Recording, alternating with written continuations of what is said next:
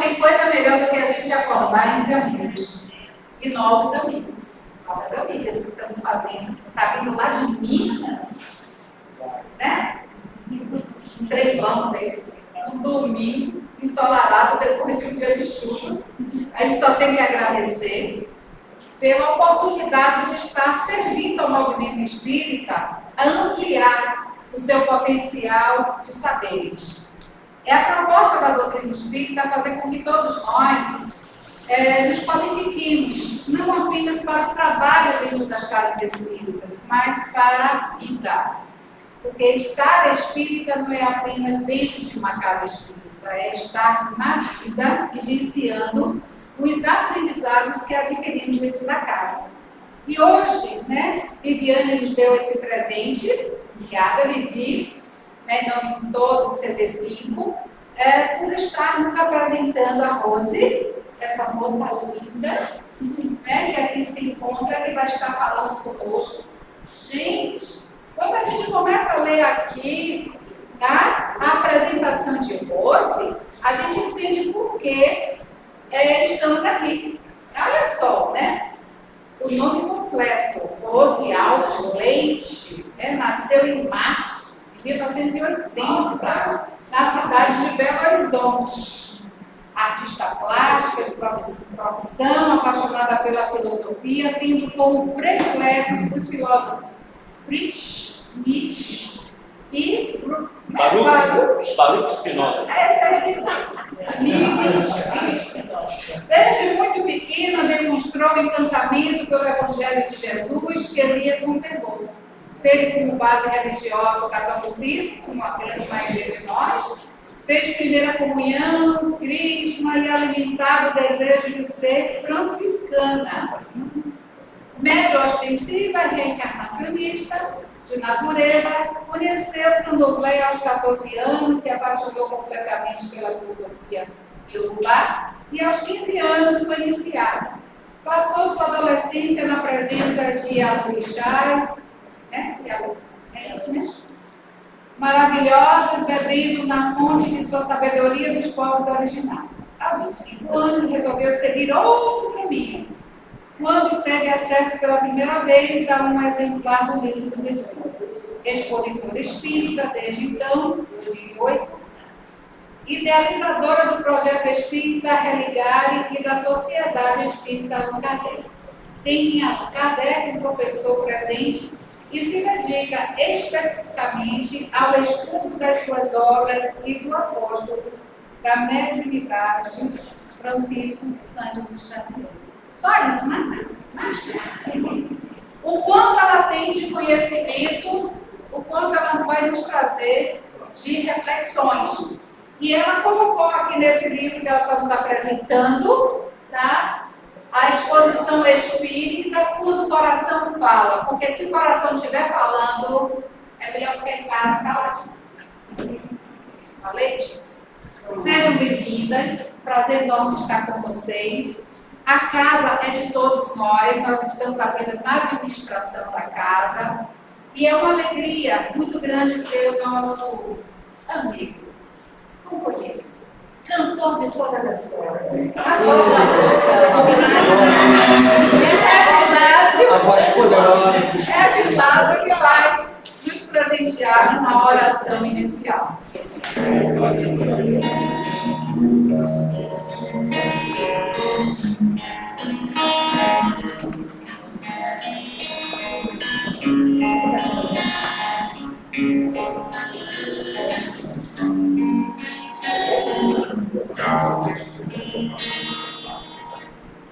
Como estiveres agora, nosso Deus te guarde. Como estiveres pensando, nosso Deus te use. Onde te encontres na vida, que Deus te ilumine.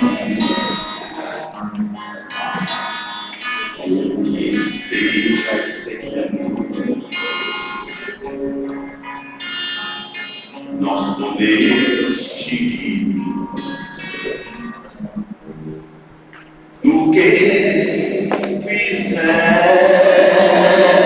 tu. Peço ao Deus que possa te amparar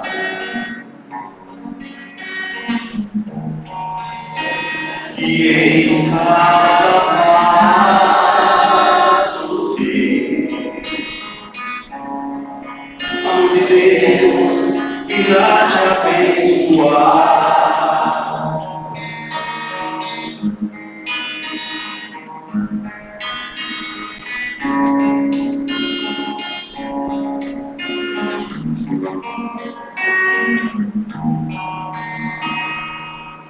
Onde estiveres agora, nosso bom Deus te guarde.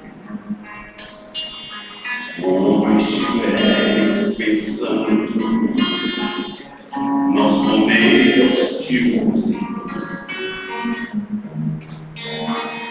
Onde te encontres na vida, que Deus te ilumine. O que estejas seguro, nosso bom Deus te guie. Com quem tiveres tu, peço ao Deus que possa te amparar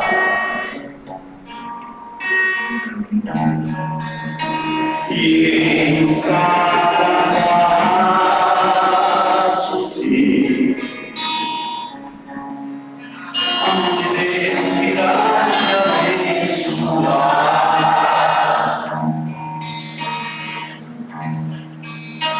E no que fizeres tu, peço ao Deus que possa te amparar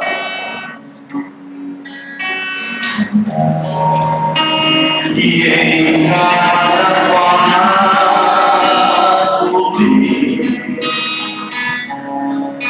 a mão de Deus irá te abençoar.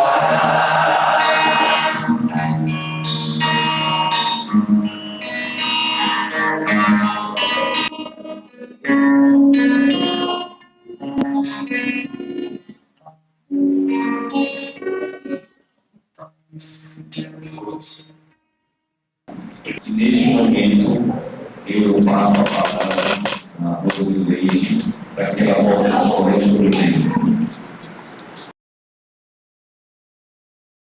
Olá, bom dia, bom dia. Alegria. Primeiramente, eu quero agradecer a acolhida. Esse microfone está desligado. Você tem bastão. Levante o botão. Desligado? Levante aí. Tá ligado? Vá. Tá ligado? Tá tudo. Tá ligado.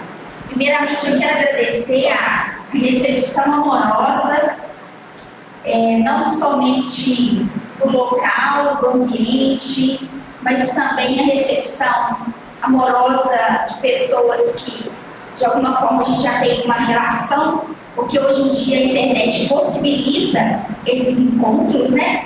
Então, uma alegria imensa. Eu vou começar com agradecimentos, e logo depois vou fazer uma narrativa de como será a nossa conversa no dia de hoje. Olha, meus primeiros agradecimentos é a Viviane e o Marcos, que possibilitou que nós estivéssemos aqui hoje juntos nessa proposta de aprender um pouco mais, de conversar um pouco mais. Então, agradeço imensamente eles terem recebido a gente, eu e a Inês. Agradeço também a Inês. A Inês é a coordenadora do Projeto Espírita Religar, uma parceirona aí que também desenvolve um trabalho maravilhoso. Então, agradeço imensamente. Agradeço as duas pessoas aqui responsáveis, né, o Reginaldo e a Natjane, também que um trabalho maravilhoso. Reinaldo. Reinaldo, por um trabalho maravilhoso que vem desenvolvendo e de alguma forma nós estamos conectados a uma proposta de unificação e qualificação do movimento espírita brasileiro que está para além de Minas Gerais e para além da Bahia. Agradecer aos benfeitores espirituais, porque cada vez que a gente adentra uma instituição como essa, nós somos envolvidos, amparados, amorosamente abraçados pelos benfeitores espirituais, e é notável quando nós adentramos em silêncio, nós adentramos concentrados, a gente já percebe uma vibração que se modifica, a gente já se conecta com uma realidade totalmente diferente, porque existe uma organização espiritual, de um amparo, de um auxílio, de uma, vamos dizer, de um envolvimento magnético e vibratório. É importante quando a gente adentra uma instituição séria como essa, é importante entrar com um espírito de reverência, entendendo que aqui Jesus, o nosso mestre de amor, se encontra presente conosco, entre nós. Então, que possamos ampliar um pouco mais a nossa inteligência, a nossa sensibilidade, para aprender um pouco mais sobre a doutrina espírita, para discutir um pouco mais sobre a doutrina espírita, embasado, ancorado no Evangelho de Jesus, que é o Evangelho de Deus, que são as palavras de vida eterna. O nosso tema, ele é um tema muito importante, não só para refletir dentro de um processo de uma reunião de coordenadores, de presidentes, diretores de instituição espírita, mas refletir sempre que possível o nosso papel enquanto aqueles que vamos zelar pela doutrina espírita, vamos tratar com carinho da doutrina espírita. Já dizia muito bem Leon Denis, o espiritismo será o que fizermos dele. Então é necessário tratar com muito zelo, com muito carinho a doutrina espírita, transmitindo a doutrina espírita, compartilhando a doutrina espírita de coração para coração, com amor, com carinho, com fidelidade aos seus princípios. É o melhor que a gente pode fazer. A melhor caridade enquanto doutrina espírita é a sua divulgação. Mas é a sua divulgação com sensibilidade, com amor, com acolhimento. Então, esse encontro nosso é um encontro, e por isso que eu fico muito feliz com essa oportunidade, sabe, gente? Porque quando nós saímos do nosso espaço de Minas Gerais, a gente tem um movimento mineiro. Ele é diferente do movimento espírita do Rio de Janeiro, do movimento espírita da Bahia, do movimento espírita de São Paulo. O projeto Espírita Religar, que nos possibilita transitar pelo Brasil como um todo, a gente consegue perceber que o espiritismo, ele é movimentado, ele como que eu posso dizer? Chega uma palavra exercitado, mas eu queria para além disso. Ele é aplicado, ele é utilizado nos seus princípios, nas suas bases, mediante a cultura, mediante o grupo. Então, sempre quando nós vamos para cidades, para estados diferentes, a gente gosta muito de observar bem como que o movimento espírita ele funciona. Isso agrega tanto, porque nós voltamos para Minas Gerais, a gente volta com uma bagagem ainda maior. As experiências são trocadas e algo que é muito positivo e que é exercido de uma forma assim, excelente no local, a gente transmite isso. Então, se a gente chega aqui e percebe, daqui a pouco eu vou falar um pouquinho, que o estudo que eu fiz, né, com o material que foi passado, da CB5, quando a gente pega um planejamento como esse que é maravilhoso, a gente replica, a gente fala, olha, o pessoal lá da Bahia, eles fazem um trabalho assim, assim, assado, é um trabalho que dá super certo, é um programa bem pensado, ou seja, a sabedoria de um, ela serve para outras localidades, assim a sabedoria circula entre nós, todo mundo ganha. Então, é uma oportunidade muito grande quando nós temos um encontro como esse, porque aqui não está centralizado, o saber está centralizado. Aqui o saber está aqui, embora a gente não consiga às vezes fazer uma roda, mas a gente pode fazer com que a sabedoria e a experiência circulem. Por isso eu convido que vocês participem, vocês fiquem bem à vontade para, se quiser levantar a mão depois do microfone aqui, eu faço questão de passar a palavra para vocês. Eu só peço por gentileza, objetividade, né? Porque a gente tem um cronograma que eu tenho que cumprir, um cronograma que foi solicitado pela coordenação, e é importante também que seja dentro do contexto que nós estivermos refletindo, sair muito, para a gente ter uma linha de raciocínio, tá? Mas eu convido que vocês se sintam bem à vontade para participar. Eu acho que todos nós aqui, o que eu vou colocar aqui, a gente tem uma experiência nesse campo e é bom a gente trocar ideias nesse sentido. Combinado, turma? Pode ser assim? Pode? Então tá bom, agradeço. O tema, vocês viram que tema bacana? Viram? Gestão das casas espíritas centrada na evolução integral. Eu já gostei do tema porque gestão das casas. É importante que a gente compreenda o compromisso do espírita com o movimento espírita. Eu já falei que nós temos que ter uma doutrina espírita. Agora eu quero chamar a atenção do cuidado que nós precisamos ter com o movimento espírita. Uma coisa é o espiritismo, outra coisa é o movimento espírita. E o movimento espírita é a responsabilidade de todos nós. Então, é importante ter um olhar para o todo. O que significa olhar para o todo?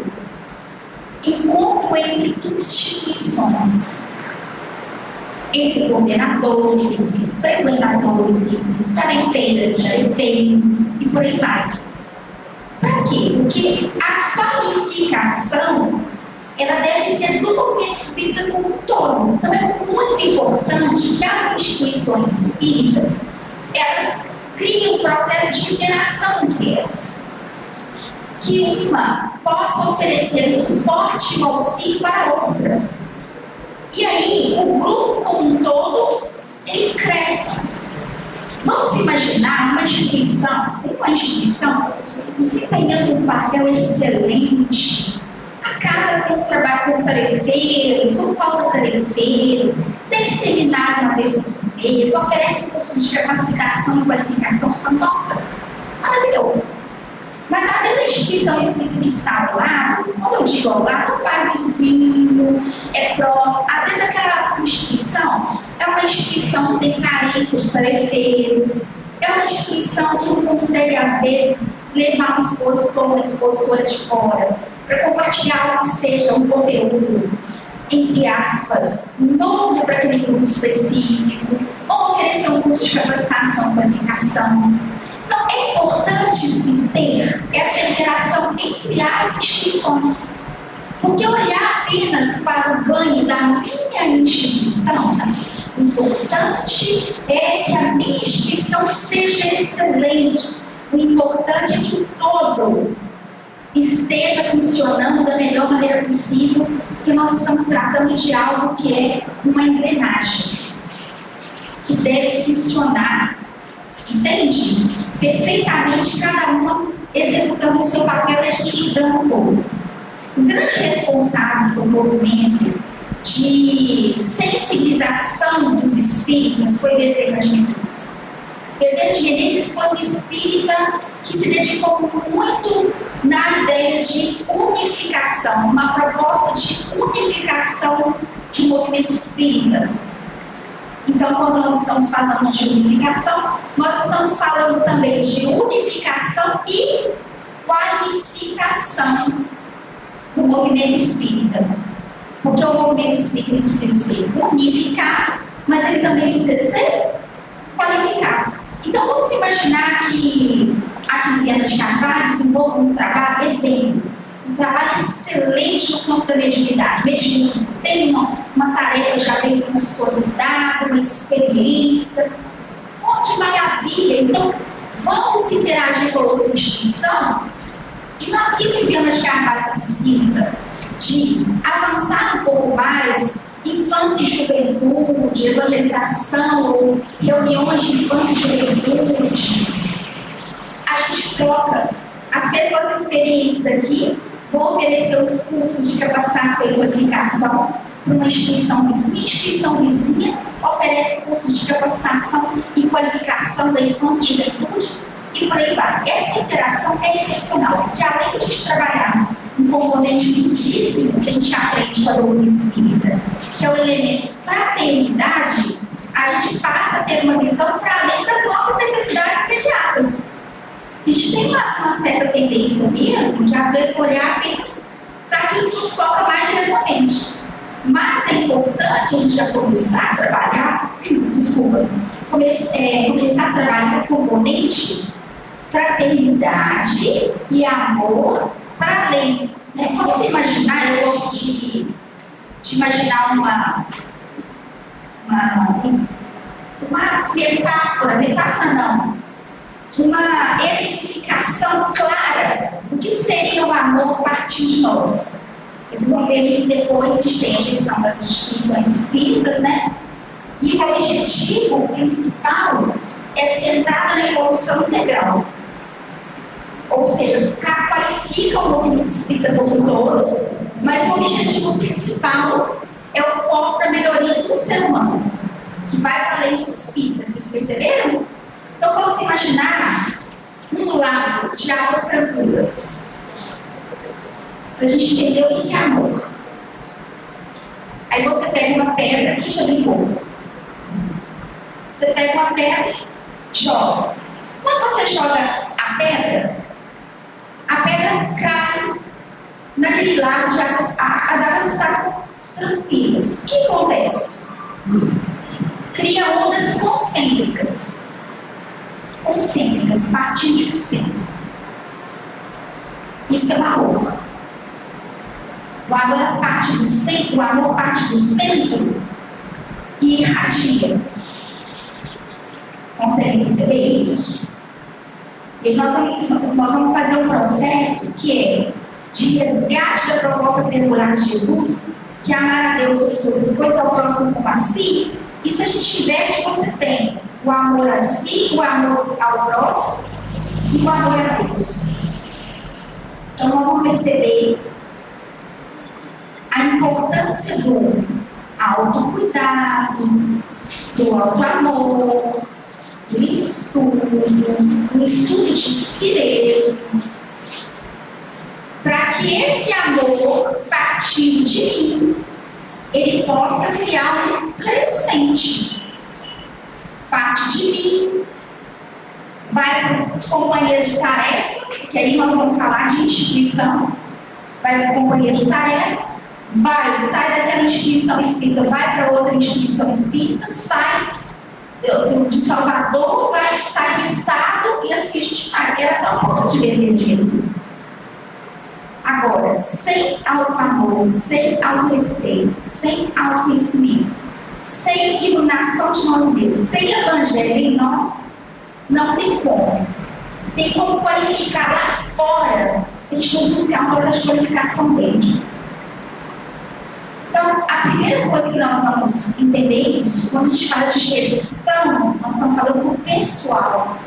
Nós estamos falando de uma organização. Organização para melhor servir. Consegue perceber isso? Lembra de Jesus na Santa Ceia? Parte o pão, dá pão e vinho para os apóstolos. Depois ele se levanta, pega uma toalha, cinge a cintura com uma toalha, pega uma vasilha e começa a lavar os pés dos discípulos, que achavam aquilo estranhíssimo. E ele pergunta: vocês entenderam? E eles disseram: não.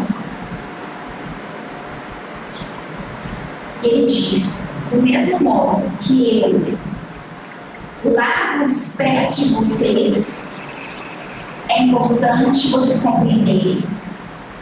Vocês devem lavar os pés uns dos outros. Ali está a grande mensagem.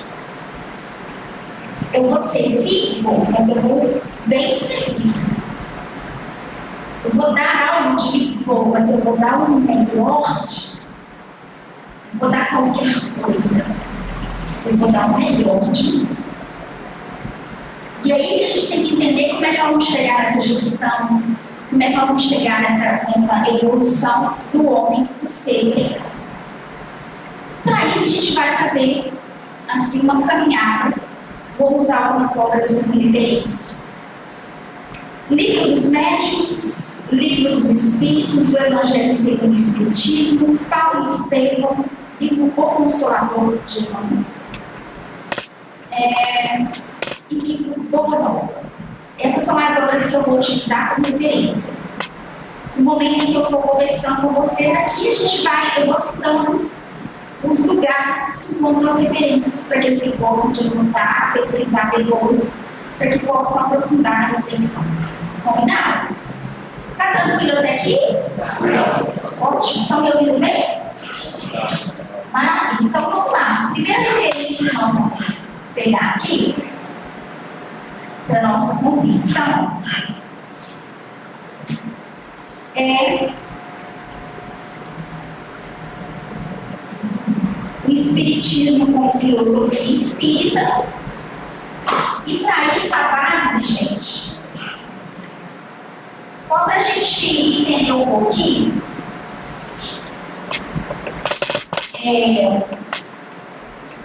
se a gente quiser entender o que espírita no seu aspecto filosofia, é muito importante a leitura da obra, que é o Espiritismo, da obra do Livro dos Espíritos.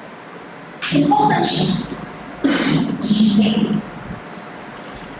É bom lembrar que a doutrina espírita, ela surge com a observação de um componente que a base primeira é a ciência, porque o professor Allan Kardec, ele tem o primeiro contato com os fenômenos das mesas dinâmicas dançantes. Então, primeiro ele observou fato, fenômeno. E aí, qual que é o papel da ciência? Perguntar o como das coisas. Qual que é o papel da filosofia? Perguntar os porquês. Então, ele, em primeiro momento, ele quer entender o como que se dava aqui. E aí, em determinado momento, o Espírito de verdade anuncia para ele a sua missão. Para ti, véu, chamar-me-ei a verdade. Uma vez por mês, um quarto de horas, estarei à tua disposição. És o trabalhador que reconstrói o que foi demolido. Porque ao mundo inteiro se trata de agitar e transformar. O que o Espírito de verdade faz? Aponta para o professor Allan Kardec, que seria o Allan Kardec, o componente filosófico da doutrina espírita. Ele não aponta para o fenômeno, ele aponta para a consequência da doutrina no seu componente filosófico, dizendo que ele seria aquele que restauraria. E ele fala, e ao mundo inteiro se trata de agitar e transformar. E aí vem a filosofia espírita. Então, as duas obras que a gente vai entender a importância desse caráter é o que é o Espiritismo, porque ali a gente tem diálogos entre o professor Allan Kardec e o cético, o professor Allan Kardec, o padre, o professor Allan Kardec, os visitantes, vários visitantes. Ele ali explica, e uma das coisas mais fantásticas que a gente vê o professor Allan Kardec fazendo é quando o padre vira para ele e fala, olha, gostaria de formular algumas perguntas. Ele fala, por favor, fique à vontade de perguntar, mas se você quiser conhecer a doutrina espírita, leia as obras. Ele diz, porque eu não irei tentar te convencer da veracidade da doutrina espírita. E em vários momentos, na obra que é o Espiritismo, o professor Allan Kardec fala da importância de se conhecer na fonte. Então, como que a gente conhece doutrina espírita e assistindo palestras? Não. Nós conhecemos a doutrina espírita lendo as obras. Então, como expositoras e expositores espíritas, o capricho, o zelo da doutrina espírita é pegar os trechos e trazer aqui para a nossa reflexão conjunta, dizer, gente, vocês querem conhecer, principalmente quem está chegando, né? As pessoas que estão chegando na instituição, vocês querem conhecer a doutrina espírita? Leia o livro dos Espíritos, que é a obra mais importante. Leia o livro que é o Espiritismo, fala da importância de se ler a codificação kardeciana, porque é assim que a gente constrói um raciocínio, entende em profundidade o que é a doutrina espírita, porque do contrário, a pessoa ela vai ficar 5 anos, 10, ouvindo palestras e repetindo chavões. Vamos lembrar alguns chavões aí? Que a gente adora falar no dia a dia? Vamos lembrar alguns aí. Vou começar. Tudo tem um propósito.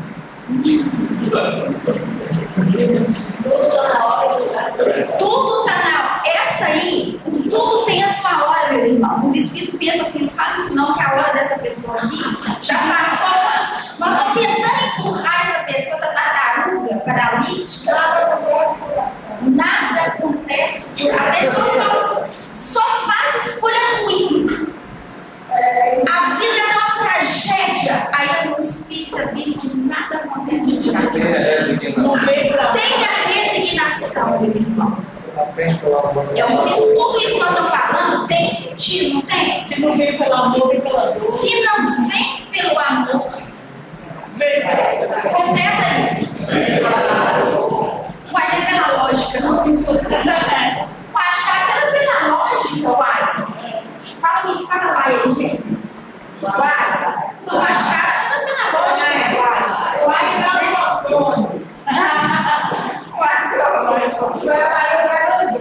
Aqui, ó. É diferente. Na doutrina espírita, ninguém vem pela dor, vem pela lógica. Eu, por exemplo, fui pela dor da minha mãe. Minha mãe, assim, Buscando auxílio, né? Mas ficou, né? E ficou por quê? Pela lógica. Aí, ficou pela lógica. Por quê, gente? Que a gente não vai encontrar aqui escrito assim: seus problemas acabaram. Tem aqui escrito aqui: seus problemas acabaram? Não. Vinde a mim todos vós que estáis cansados e aflitos, e eu vos. Mas não é resolver o problema de vocês, não. Não. E eu vos aliviarei. Tomai sobre vós o meu fardo. Recebei o meu jugo e aprendei. Olha aí, ó, olha a lógica. E aprendei comigo. Olha que modelo. Que sou manso e humilde de coração, e aí encontrareis repouso para vocês. O que a doutrina espírita faz para a gente? No seu componente filosófico. Apresenta um roteiro para a vida. Então, dentro dessa perspectiva, o espiritismo é uma religião? Não, o espiritismo é uma filosofia de vida, porque o espiritismo é uma ciência de características filosóficas com consequências morais. E as consequências morais, que é a vivência de princípios evangélicos e doutrinários, nos conecta aos outros, ao outro, ao próximo. E aí que é o religar da palavra religião. Quando eu deixo ser uma pessoa preconceituosa, egoísta, racista, porque eu aprendi com a doutrina espírita. Nossa, o ser humano, às vezes, com um pouco de forma tão pequena, precisa estar atento a mim. Deixa eu fazer um autoconhecimento e observar por que eu acho dessa forma ou daquela forma. Quando eu vou transformando, eu naturalmente vou me aproximando, porque aquilo que me afastava do ser humano, eu vou eliminando da minha vida. E aí nós vamos nos conectando.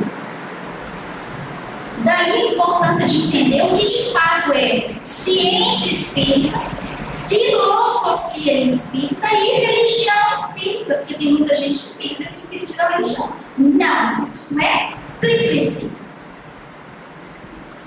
E a religião é a consequência moral, ou seja, se eu não mudei nada, se eu estou na doutrina espírita e não mudei nada, eu estou faltando com o princípio terceiro. O tripé terceiro, que é a consequência moral do eu vim para que tenham vida e tenham em abundância. Isso nós estamos aqui. Isso é lindo. Então, a pessoa quando chega aqui, ela vai ouvir uma palestra, vai ouvir um curso, é tudo maravilhoso. Mas uma palestra de 50 minutos, uma hora, não dá para a pessoa construir uma linha de raciocínio para ela chegar às suas próprias conclusões. Daí a importância do estudo das obras. Daí a importância de apresentar, olha, você está chegando agora, você conhece essa obra aqui? Não, conheço.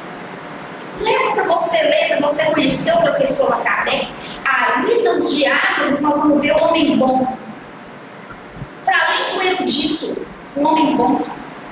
Porque o professor Allan Kardec era um homem de uma misericórdia, era um homem de uma bondade, de uma simplicidade, de um evangelho no coração, que era uma coisa linda. Ele poderia entrar em debates e em atritos intelectuais. Não, ele se negava a entrar em choques, em atritos do personalismo, para exibição de conhecimento, às vezes para convidar a pessoa a uma reflexão e fazer que de forma humilde sem humilhar. Nós não vamos encontrar nos diálogos do professor Allan Kardec, no livro que é o Espiritismo, nenhuma colocação mal feita. Isso é o Evangelho dentro de nós. E às vezes a pessoa fala, mas eu sou muito franco. E a gente tem que mudar, mas quer mudar o conhecimento da paulada. Por isso que a gente tem que se cuidar, se acolher. Para aí a gente entender como que nós vamos conduzir as coisas. Porque entre ter amor pela verdade e a verdade do amor, talvez a segunda opção seja mais importante. O que vocês querem? Vocês querem ter o amor pela verdade? O amor pela verdade, a pessoa não tem filtro. Se vai humilhar, se vai destruir a vida do outro, se a pessoa quer compartilhar a verdade. Tudo é verdade do amor. Será que não seria mais interessante a verdade do amor? Nós vamos pegar a maior inspiração de uma instituição, vamos dizer, sintonizada com princípios evangélicos, perfeitamente sintonizada. Nossa maior inspiração é Casa do Caminho. Casa de Simão Pedro, que virou a casa de todo mundo. Que onde Jesus entra, vira unidade. Você tem que entender. Olha que coisa maravilhosa, né?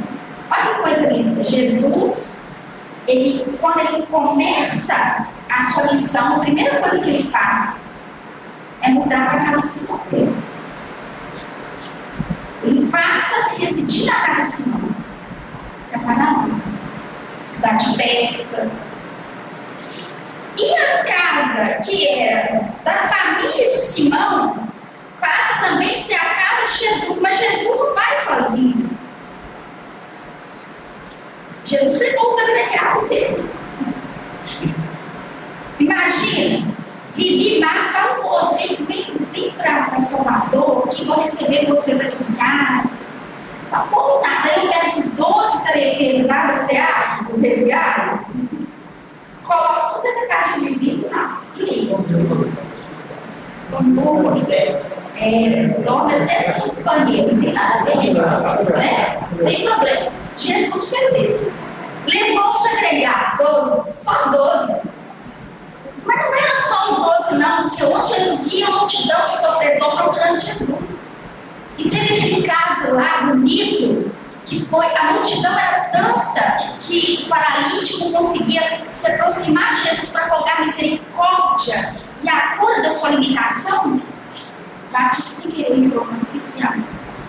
Que eles pegaram o paralítico, 4 que levaram, passaram por cima do telhado da casa de Simão. Que inteligência, hein? Isso é inteligente. Precisamos ajudar. Vamos ver como é que nós vamos fazer para ajudar. Movimentação da inteligência. Subir, passar pelo telhado e levar para Jesus. E aí a gente vê um dos diálogos mais lindos de Jesus com o paralítico de Canaã.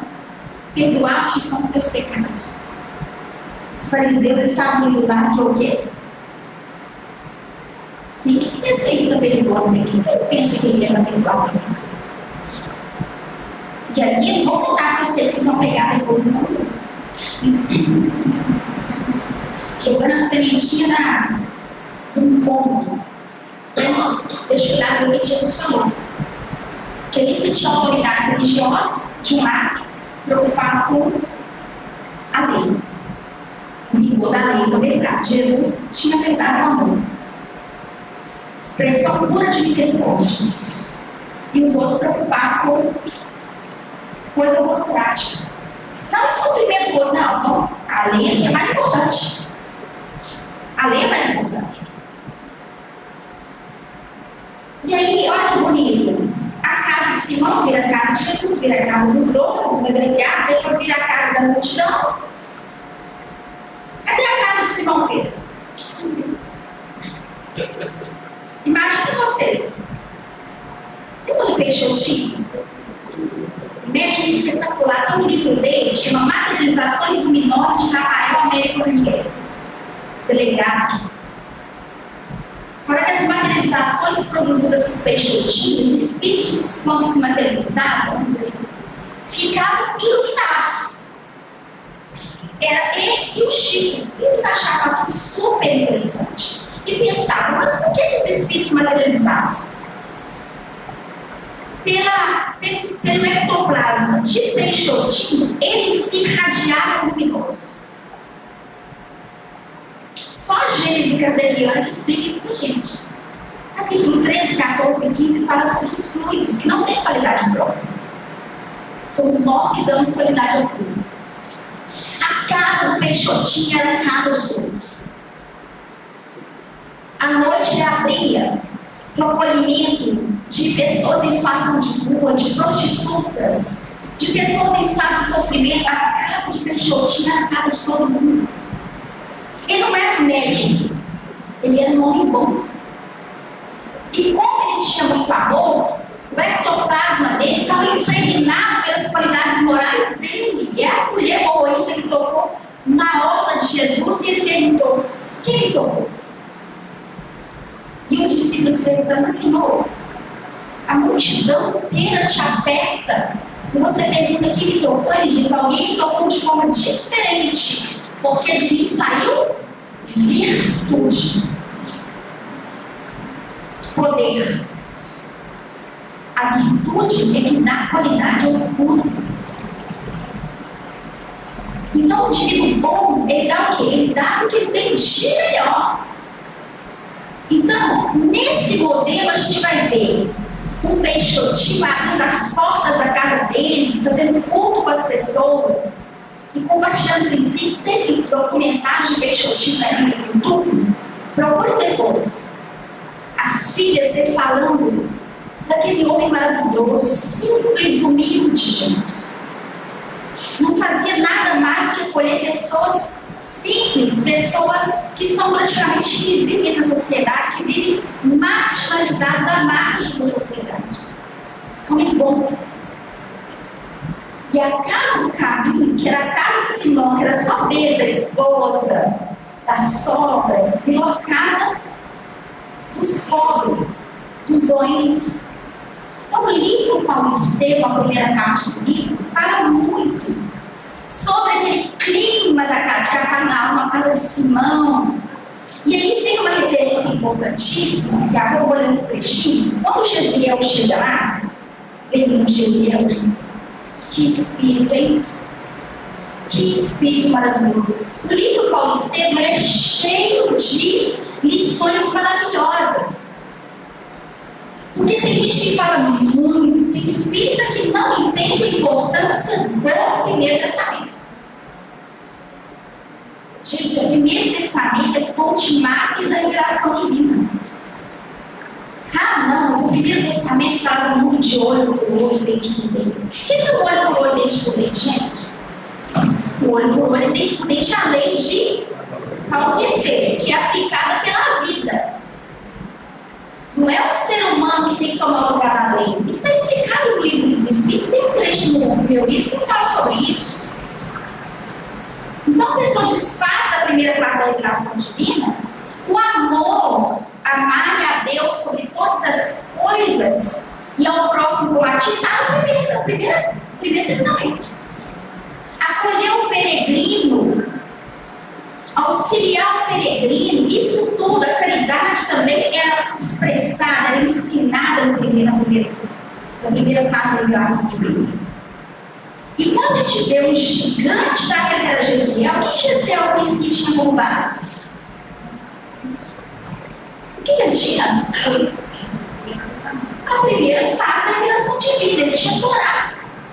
A diferença é que ele sentia a Torá. A diferença é que ele se aprofundou na Torá. E aí, no momento em que ele chega na casa do Gabriel, já tinha piso, já tinha base. Quando ele pega, o Pedro leva para ele pergaminho, que era narrativo de Mateus Levi das lições de Jesus. É lindo demais porque ele vai lendo e vai falando em voz alta os profetas que mencionavam as características de Jesus. E ele faz um link perfeito, tipo Paulo. Você pega as cartas de Paulo, é aquela conexão perfeita entre a Torá e entre o Evangelho. Isso é tão lindo que ele relembra Isaías, ele relembra Ezequiel. E quando ele pega aquela mensagem, ele fala que se encontra a resolução de todos os problemas da humanidade. Isso eu acho lindo. Porque ele não estava ali preocupado com os seus problemas. Ele fala, não, isso aqui é a solução dos problemas da humanidade. E aí que vem a beleza da questão. Porque Jezreel foi batizado por Simão Pedro e aí assume o nome de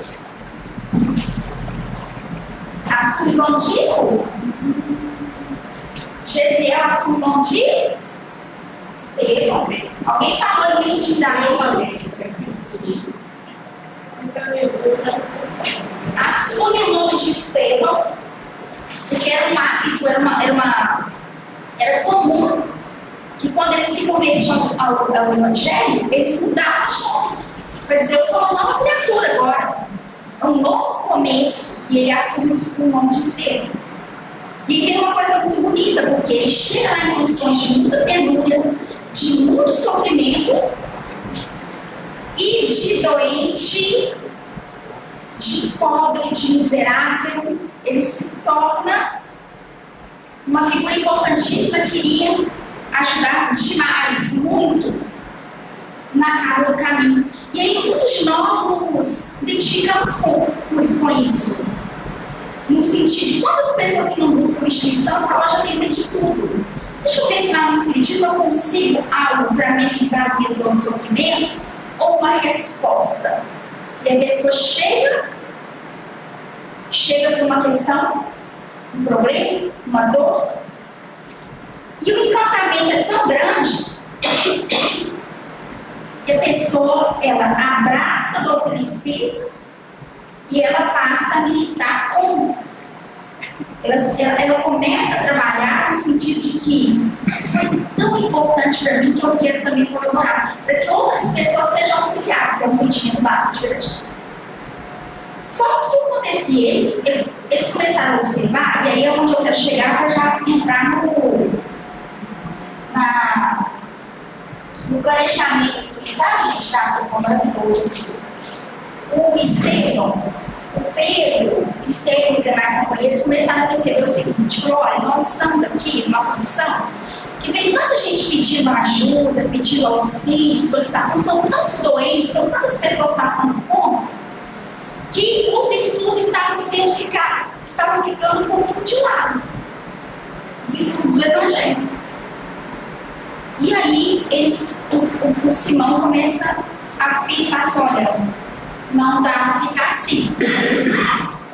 Então é importante a gente se organizar e criar dias específicos de leitura e estudo do Evangelho de Jesus, para oferecer para além do que há no corpo, para oferecer para além do que o alimento material. Porque isso aí é uma responsabilidade nossa. Vocês já pensaram nisso? Missão do homem inteligente na Terra: forte sustenta o fraco, é um tempo intelectual compartilhar conhecimento, é o rico auxiliar os pobres, investir na cultura, na educação, na saúde, é a pessoa saudável da doente, é a missão do homem inteligente na Terra. Nós temos lá no livro Evangelho segundo o Espiritismo. Agora, para além disso, é importante oferecer o conteúdo que é a cura para a alma. Porque quem trata de corpo aqui é o Unimed, Sistema Único de Saúde. Consegue compreender? Jesus é o médico das almas.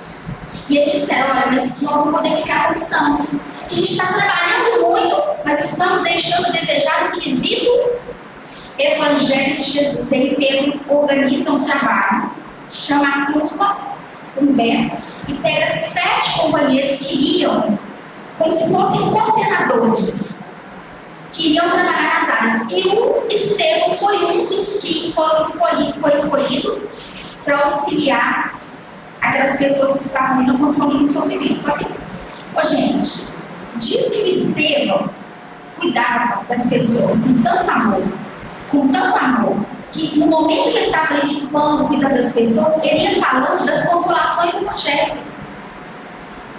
Resultado, as pessoas se curavam, e o Estevão já começou a demonstrar um grande poder, no sentido poder de servir, tá, gente?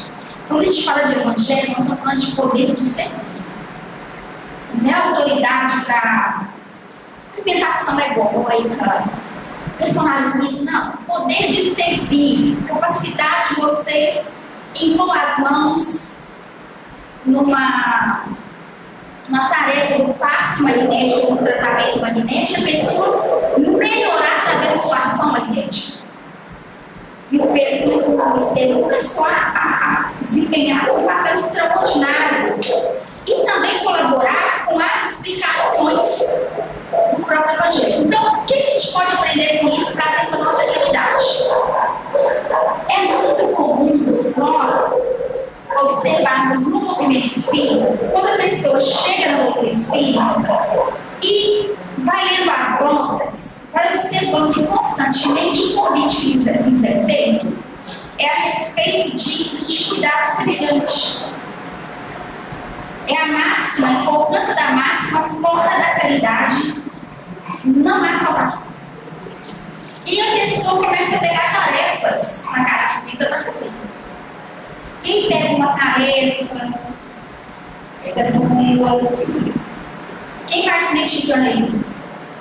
Pega 3. Tá bom? Vamos mais. Pega 4. Segunda-feira tá aqui. Terça também. Quarta-feira vem não vem também. E quinta tá também. Sexta. Sábado. E você vai dar folga para os espíritos quando? Quando que vai dar folga? A pessoa tem que dar folga para os espíritos. De tanto que a pessoa está ali. Veja bem. O estudo precisa vir primeiro. Já leram o livro Voltei do irmão Jacó? Quem já leu, levanta a mão aí. 2 pessoas. 3, 4. Voltei. Irmão Jacó, psicografia do Chico. Quem for da biblioteca aí, gente, livraria, compra. É fininho, né? É um livro que eu costumo brincar, mas não é brincadeira, e dizer que a gente precisa ler ele 2 vezes ao ano. Todo ano, ler 2 vezes ao ano. Por quê? Porque ele exemplifica bem o que eu vou dizer. a pessoa, às vezes, ela começa a fazer um processo de transferência. Ela aí começa assim, eu sei que vocês não, eu estou falando de outras pessoas. A pessoa começa a achar que é missionário. Missão, não, tem missão. E a pessoa começa, tem missão na mediunidade. O esposo é missionário. Gente, a única missão minha é me salvar. Se eu não perder essa reencarnação, já está excelente. Não é salvar ninguém, porque a gente estuda 3 meses para falar 1 hora. Então a palestra é para quem? É para mim. Mas eu compartilho aqui, que graças a Deus, possivelmente não tinha outra coisa para fazer. Estou brincando. Vocês estão entendendo? Se tem alguém para compartilhar, maravilha! Mas eu não posso transferir e dizer o seguinte: eu vou me salvar porque tem que ter um pobre para me salvar. Tem que ter um sofredor na minha. Todo mundo é pobre e sofredor. Miserável, todo mundo é bem-aventurado, forte espírito. Vocês conseguem compreender isso? Porque se eu me reconheço miserável de uma coisa, carente, eu vou buscar o que me está faltando. Se eu acho que estou bem demais, não, eu preciso só trabalhar. Ah, então não precisa da doutrina espírita, não. O evangelho para estudo, para roteiro, para a gente errar menos, porque o erro é normal na trajetória. Vocês já refletiram sobre isso, né? Não tem como virar e dizer assim, não, mas eu não vou errar. Sério, o Jesus de Nazaré reencarnar? O Maria de Nazaré reencarnar? Porque só se for. André Luiz tem uma frase que diz assim: admite você a capacidade de errar a fim de aprender, com a finalidade de aprender, ou acaso se julga infalível? Está no livro Sinal Verde. Se sentir ou se imaginar ou ter uma convicção de que é infalível é uma falta de noção de si mesmo. Então deixa eu aprender com a doutrina espírita e com o evangelho para viver da melhor maneira possível. Já que não tem como evitar, né? Uma hora você vai dar uma derrapada em uma coisa ou outra, mas eu queria errar menos, para viver cada dia melhor. Aí que entra o sentido da caridade. Que as pessoas acham que está se estampando. Eu como vocês contam? Da cesta básica é o dever social. Dever social. Não é uma coisa que a gente faz com uma pessoa, não. Em um país como o nosso, riquíssimo, alguém passando fome é um crime. De quem? Nós. Do coletivo, que a responsabilidade é coletiva. Mas é o governo, não, é nosso. Responsabilidade do ser humano que pensa. É a missão do homem inteligente na Terra, volta lá e dá uma lida, com carinho. Porque a caridade que eu entendi de Jesus é benevolência para com todos, indulgência para com as imperfeições dos outros e perdão das outras. É tudo de mim. Olha lá a pedrinha de novo caindo e criando ondas concêntricas. Benevolência, indulgência. Como é que eu vou viver uma coisa que eu desconheço? Se a gente não sentar para estudar junto o evangelho, a coisa não vem ninguém, vem 2 pessoas. Então serão 2. Não tem problema, não tem que ter muita gente, nós não estamos preocupados com quantidade. Não, eu não estou. Estou. Porque se a necessidade é minha, se tiver mais alguém para estudar comigo, maravilha. Porque a necessidade, a consciência é nossa. Não, eu vou lá estudar, porque eu entendo que eu preciso estudar para aprender. Ah, olha que beleza isso. E a caridade? A caridade é a benevolência para com todos. E a benevolência para com todos inclui a mim. Cuidar de mim, estudar aqui. E aí, quando a gente faz tarefa, a gente não faz tarefa achando que está salvando o outro. A gente faz por uma oportunidade bendita de começar a desenvolver características que a gente olha e fala assim: esse é meu ideal. Esse é o meu ideal. É o que eu quero para a minha vida. A nossa mentora do Projeto Espírita Religar é a Nália Franco. Nália Franco fundou 55 escolas sozinha. Educandários, na época orfanato, crianças eram separadas crianças brancas eram com uma visão moderna na frente do tempo, uma mulher espírita que abraçava todo mundo, e as mães protestantes, os pais protestantes, católicos, fazer questão de colocar na escolinha de Anália. Por quê? Porque a Anália era uma mulher que amava as crianças. Ou seja, o ser transformado é um ser que onde esse ser estiver, ele vai contaminar e vai fazer o melhor. E aí, olha que coisa linda, gente. O planejamento da CDC. Na hora que eu fui ler, eu falei, gente, isso aqui é maravilha, tem toda a sintonia com o Projeto Espírita Religado. Porque o Projeto Espírita Religado é uma ferramenta de apoio, de capacitação, qualificação do movimento espírita. Somos um grupo de expositoras e expositores que dá no Brasil todo curso de capacitação, curso de exposição espírita, de palestrante, curso de passe magnético e tratamento magnético, curso de acolhimento fraterno, módulos de mediunidade, teoria e prática. Esse ano nem deu para colocar esse porque é muita coisa. Nós estamos fazendo agora um curso de acolhimento fraterno aos domingos. Não sei se tem alguém aqui participando. Quem está participando? Está participando, né? Os irmãos vão para aula, você sabe por quê, né? Nós estamos aqui. Aí, então, e gente participa do Brasil todo. O curso de expositor que nós fizemos recentemente deu 350 inscrições. O curso de tratamento magnético, terminamos o último agora, deu 300 inscrições. E esse de acolhimento fraterno deu 200 inscrições. Gente do Brasil todo querendo se capacitar. Quando eu olhei esse planejamento, eu falei, gente, como que a vida é boa com a gente, né? Por quê? Porque nos conecta. Quando a gente tem causas em comum, nos conecta. E aí dá tanta esperança pra gente falar, vou perseverar que vai dar certo. Olha que coisa maravilhosa.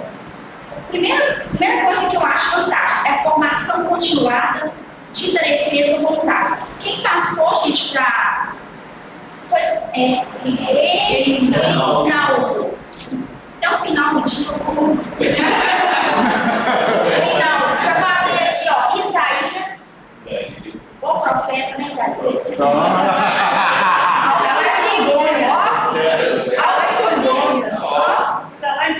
Tá outro nível. Formação continuada de defesa voluntária. Isso aqui eu já adorei. Porque a pessoa fala assim, agora que eu tô lembrando de quem que é ela, ó. O rostinho dela, a lindeza. A pessoa fala assim, mas tem 20 anos, senhor, então essa tarefa tá tudo certo. E você vai dar uma melhoradinha. Não, mas eu tenho 20 anos que eu faço assim. Não são vocês não, tá, gente? É algumas pessoas que fazem assim. Vocês adoram estudar e tudo. Você fez um curso de, vamos supor, fez um curso de expositora esse ano que eu faço tudo. Que eu vou entregar a experiência da primeira base que eu tive, com a experiência das vezes que eu fiz a palestra, que eu preparei, bonitinho. Na segunda vez que eu faço, meu ganho é muito maior, minha absorção é muito maior. No outro ano eu faço novamente. Mediunidade. Tem como parar de estudar mediunidade? Magnetismo tem como? Não, você só começa, termina nunca. Você não termina nunca, que é um processo constante. Aí você lê livros mais uma vez, aí você fala, nossa, mas... Aí você volta e lê de novo, nossa! E você volta e lê de novo. Você vai ampliando a sua percepção. Estou falando só do livro médios. Entende? O que o Frederic Finer, que é do livro Voltei, ele fez? Vou fazer caridade. Aquela caridade. Salvar o outro. Ele mesmo não se cuidou. Ele era um militante extraordinário espírita. Foi o Frederic Finer, trabalhava na Federação Espírita Brasileira, era esclarecedor de reunião mediúnica, era expositor espírita, foi um militante, trabalhou muito. Ele não foi um espírita de pijama, como a gente chama lá em Minas Gerais. Conhece espírita de pijama? Leu toda a selva, onde? na poltrona do sofá, de pijama. E ali passa uma reencarnação inteira lendo tudo. E não faz nada. Não. O Frederico Figner, não. Ele foi um tipo muito militante. O Parque Gráfico da Fé foi construído por ele. Só que quando ele chegou no mundo espiritual, ele ficou frustrado com ele mesmo. Primeiro que ele teve dificuldade de se encarnar. Teve muita dificuldade de se encarnar. Depois, quando ele se encarnou, na medida que ele ia revendo os companheiros de tarefa, ele ficou decepcionadíssimo, frustrado. Porque as pessoas estavam iluminadas e ele apagado. Zero de luz. Não era nem um vagalume. Rose, mas, gente, ninguém falou nada. Precisa. Porque se ele tivesse consciência dele, olha, sou uma pessoa pequena, sou uma pessoa isso e aquilo, ele não ia se frustrar. A questão da expectativa dele estava. É mais ou menos assim, mas eu faço tanto. Lembra da parábola do fariseu publicano? Quem lembra? Jejum 2 vezes por semana, dom de... Ele prestou contas para Deus da prece. Senhor, vem aqui, ó, tô fazendo, hein? Era mais ou menos o Frederico Figner. Tinha uma expectativa dele lá em cima. Mas cadê o autoconhecimento dele? Zero. Porque ele confundiu o trabalho, ele, ó, é a transferência, ó, eu não preciso olhar para mim, eu não preciso estudar o evangelho para aprimorar, para aprender outra escrita para me aprimorar. Eu vou fazer tarefa. Porque aí eu estou bem na fita, eu vou gerar vacíos. Trabalho, não faço tarefa todo dia, da semana inteira. E perturba a cabeça de todo mundo da casa espírita. Por quê? Porque quanto menor é o aperfeiçoamento tarefeiro, mais furdúncio da casa espírita. Fofoquinha, conversinha, intriguinha, personalismo, briga de ego, não sei o que lá. E aí fala que a treva que entrou. A treva que entrou, só se for através da gente, né? Porque os espíritos fazem o trabalho que é deles. O que o Simão viu? Gente, nós estamos só trabalhando, não estamos estudando o Evangelho. Vamos organizar para a gente estudar. Olha o trabalho aqui. Formação continuada de tarefeiros ou voluntários. Plano de ação e planejamento. Gestão. Espiritismo e ecologia. Infância, juventude, família, estudos, assistência e promoção social, mediúnico, a arte de envelhecer, eu amei esse. A arte de envelhecer em Libras, Esperanto, artes e atendimento espiritual. Não é maravilhoso isso aqui? Eu sei que vocês valorizam, mas vamos valorizar mais ainda. Fazer acontecer. Ai, vai ter um seminário para lugar, vamos baixar todo mundo lá. Porque para estudar a gente tem que ter esse ânimo, essa vontade, vamos todo mundo junto. Ô fulano, vai ter um curso aqui, ó. Compartilha para a casa vizinha. Chama fulano, chama Beltrano, vamos começar, sabe? A ocupar os espaços e aproveitar essa oportunidade de estudo. Por quê?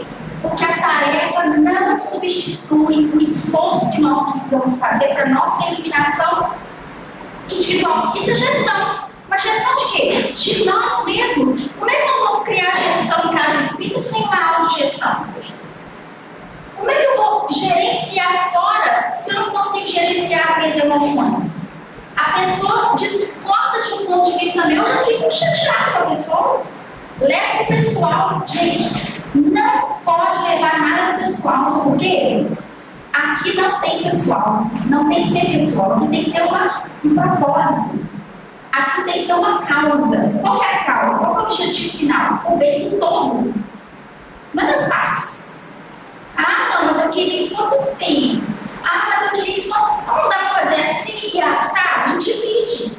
Fala do jeito que o fulano quer, fala do jeito que o fulano quer também. Vamos agregar. Isso aqui vamos refletir um pouco mais, mas não vamos descartar, não. Porque até por descartar, a gente pode ser gentil. Não se dá voadora no outro para falar, a sua ideia é horrorosa. Não precisa. Teve um caso, Chico tem os seus casos, né, gente?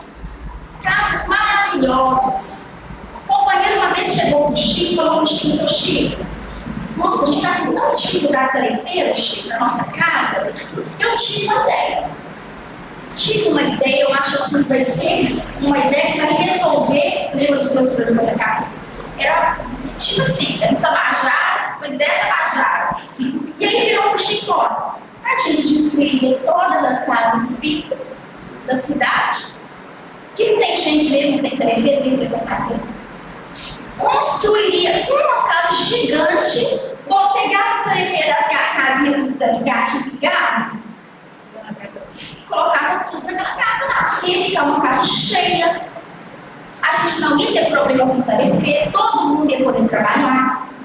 Olha você ver, Chico, resolvido o problema. O que você acha?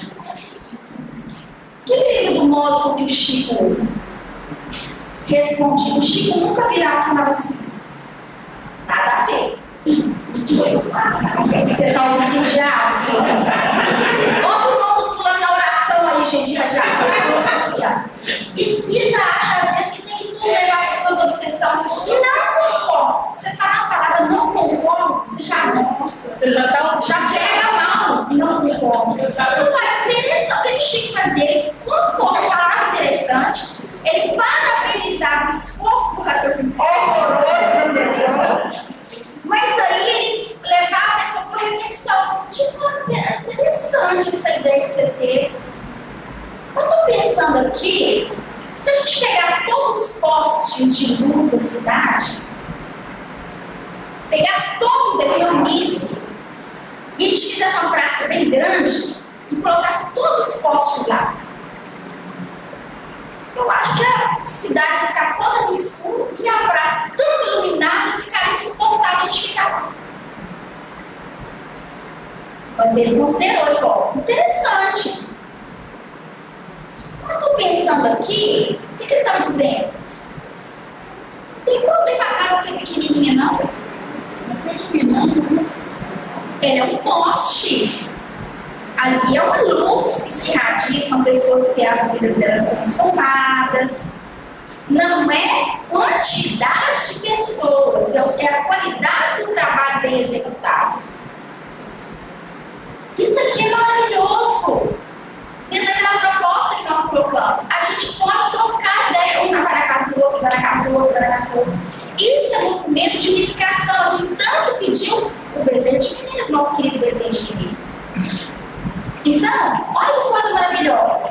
O estudo vem primeiro, nós precisamos estar ancorados no estudo.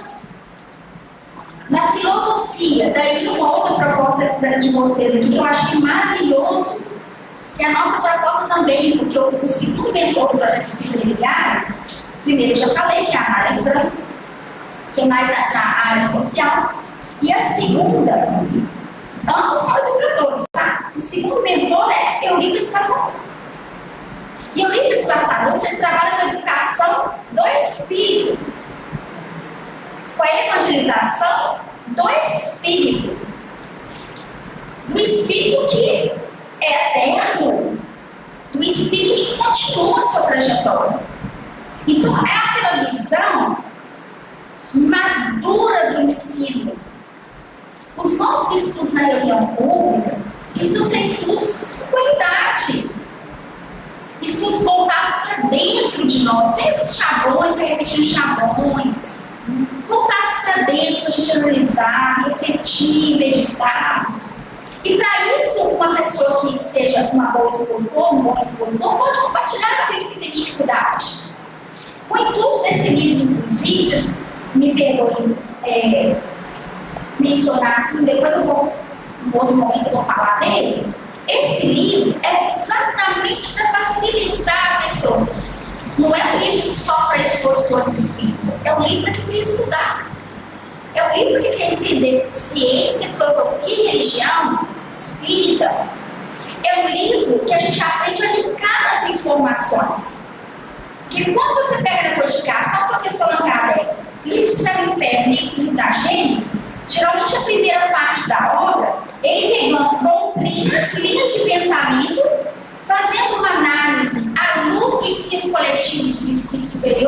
dizer, isso tem concordância, isso não tem. Ele aderia ao que tinha a sintonia com a orientação dos espíritos superiores, mas ele refutava o que não tinha. Então ele voltava. O que isso quer dizer? Quer dizer que nós também podemos ter uma percepção também mais ampla das coisas. No sentido de aprender a linkar e conectar as informações.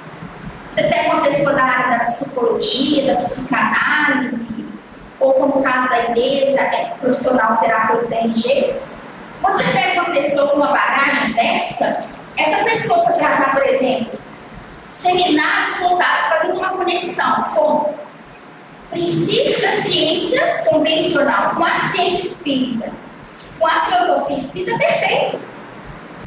A pessoa pega, faz um casamento entre Freud, entre Emmanuel, por exemplo, mostrando os pontos de conexão.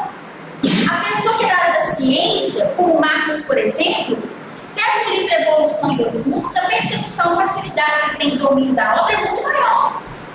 Inclusive, é um projeto nosso, né, Marcos? A gente estava até conversando ontem.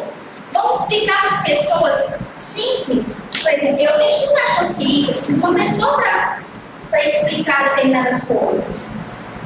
Vamos explicar isso aqui de forma simples. O Evolução em 2 Mundos de forma simples. O Evolução em 2 Mundos não é difícil, tá, gente? Ele é um livro tranquilo de ler. Existe um livro do André Luiz que é mais desafiador. O pessoal geralmente fala nos domínios da mediunidade e mecanismos da mediunidade. Mas não são livros que eu vou, já é difícil, não vou ler. Aí a gente tem que ler. Então, o filósofo, que eu gosto, você tem uma dificuldade grande de absorção do conteúdo dele, eu tenho que ler às vezes 10 vezes um texto para entender 2%. Kant, eu vou deixar de ler porque eu tenho dificuldade de entender, aí que eu vou ler mesmo. Então, você pega o livro A Gênese, Urolografia Geral, nunca ouvi falar, deixa eu ver que trem é esse aqui. Deixa eu ver isso aqui. Então, o livro mostra a importância da gente, vamos aprender a estudar? Por que às vezes a gente lê um livro e não lembra nada depois? Nossa, eu li, mas eu tenho uma péssima memória. Ninguém tem péssima memória. A gente, às vezes, não usa, não exercita. A pessoa fala assim, mas na hora que eu pego o livro para ler, eu burro. Mas você lê como? E aí a pessoa vai ler no final do dia. Que ali, sabe o celular quando vai assim, recarrega urgentemente 5% de bateria e fica todo escuro? Às vezes a pessoa está no fim do dia com 5% de bateria e quer ler o livro. Não dá. Não dá. Tem que escolher um momento. Começa exercício maratona. Exatamente. Começa exercício com maratona. Começa a pegar. Então, esse livro é um livro que explica isso. Por que a gente lê, não memoriza? Lê e não entende. Não é por causa do texto. Às vezes precisa de um posicionamento nosso. Vocês vão ver que as referências que eu pego não saem da codificação, não saem das obras do Chico. A questão é conectar as informações. E uma vez que você aprende a conectar informações, sabe o que vai acontecer? Se você pega o livro dos médiuns e lê o livro dos médiuns, entende o livro dos médiuns, você pode pegar a voz do silêncio, Helena Blavatsky, você pode mergulhar e falar, meu Deus, que médium extraordinário. E uma vez eu ouvi um companheiro dizer, uma pena que ela não se tornou escritora. Eu acho uma pena, eu acho maravilhoso. Maravilhoso, a mãe ótima. Por quê? Porque ali você tem uma linha filosófica de alto nível e que a gente pode ter acesso, a gente se encontra fácil. Ou seja, só enriquece ainda mais. Só dá mais validade ao ensino coletivo dos espíritos superiores. Até aqui tá tranquilo, estou me fazendo entender? Estou confundindo muito, fazendo muito ninho. Só recapitulando as obras aí, eu citei Paulo Estevam. Casa do Caminho deve ser o modelo da gente. Criar as reuniões de estudo junto com os trabalhos, com as pessoas mais pobres, mais simples, mais humildes, mas priorizaram o estudo do Evangelho. E é bom lembrar, quem que era a turminha lá, gente? Então, quem que era a turma lá do Paulo Estevam estudar o Evangelho? Era João Evangelista, entende? Era Mateus Levi. Se eles reconhecem a necessidade de estudo, a necessidade pessoal de estudo, imagina a nossa, eles que viram Jesus, que presenciaram, que ouviram diretamente de Jesus. Imagina a nossa necessidade de estudo. Então, o estudo ancora, ele tem que vir primeiro. O estudo vindo primeiro, a gente cria uma base, uma estrutura para dar continuidade ao trabalho, mas colocando cada coisa no seu lugar, porque o apóstolo não veio antes do discípulo. Vocês conseguem compreender isso? Alunos diante da vida. Então, primeiro a minha condição de discípulo, depois a condição de apóstolo. Tem um item do livro dos médios, que eu faço questão de fazer a leitura na íntegra aqui, para a gente refletir. E aí, se vocês tiverem algum comentário, alguma pergunta, fiquem à vontade. É um item, está no capítulo 30, item 3. Esse item fala especificamente das sociedades espíritas, centros espíritas, instituições espíritas, fraternidades espíritas, né? Sobre as sociedades e as seções espíritas. Então, é um item que eu convido vocês a fazerem uma leitura depois atenta desse item, que ela é muito importante para a gente, que fala qual que deve ser a característica de uma instituição espírita. E ele diz assim: a sociedade, que ele chama de sociedade, instituição, tá? A sociedade não admitirá senão as pessoas que simpatizem com seus princípios e com o objetivo dos seus trabalhos. As que já se acham iniciadas nos princípios fundamentais da ciência espírita, ou que estejam seriamente animadas do desejo de nesta se instruir.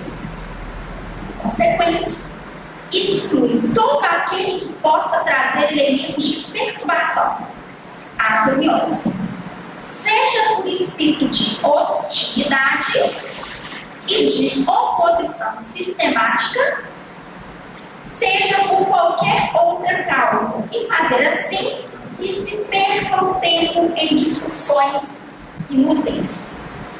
A todos os seus associados corre o dever de recíproca benevolência e bem proceder, cumprindo-lhes em todas as circunstâncias colocar o bem geral acima das questões pessoais e de amor próprio. Queria que vocês refletissem um minutinho sobre isso. Vou tomar água.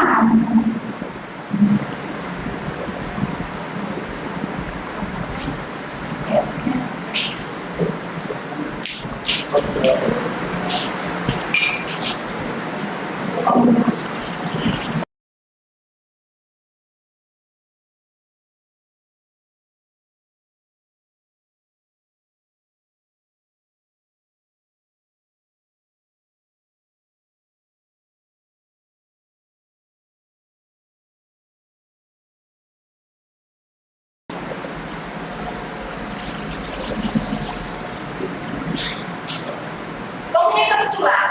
Qual é a primeira coisa que ele diz? Rosa, mas isso está exigindo demais a gente. A sociedade não admitirá senão as pessoas que simpatizem com seus princípios e com o objetivo dos seus trabalhos.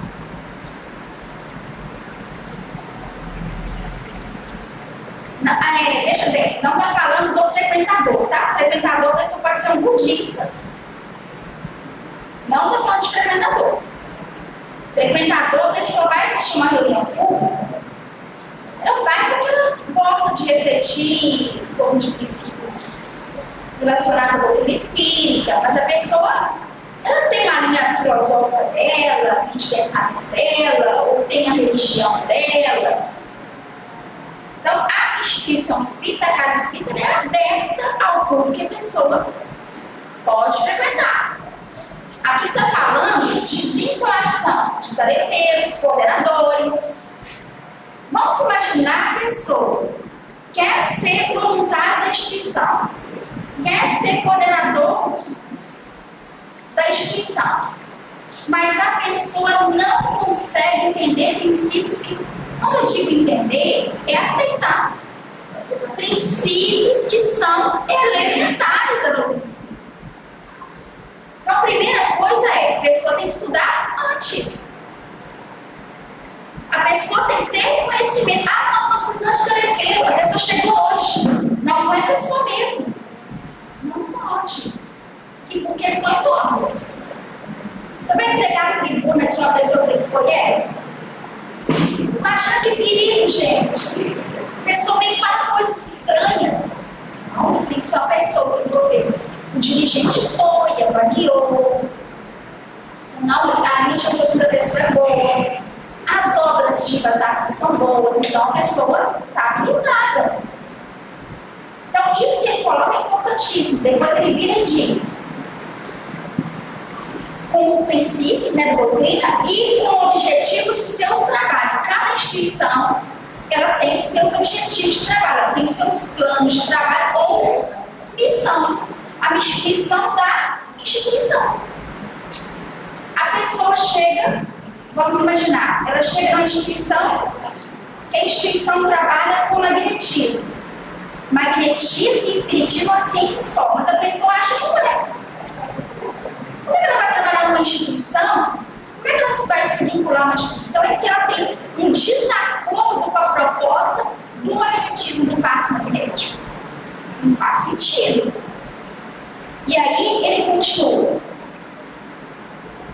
As que já se acham iniciadas os princípios fundamentais da ciência espírita ou estejam seriamente animadas por desejo de nela se instruírem. O conhecimento precisa estar dentro da pessoa para abraçar qualquer tipo de tarefa. Em consequência, olha que bacana isso, tá, gente? Exclui todo aquele que possa trazer elementos de perturbação às suas reuniões. Ouviram? Eu peguei tem uma outra tradução aqui também, tá? Depois, se alguém quiser ler as duas traduções, tá ali, tá na íntegra. O que o professor Allan Kardec está dizendo?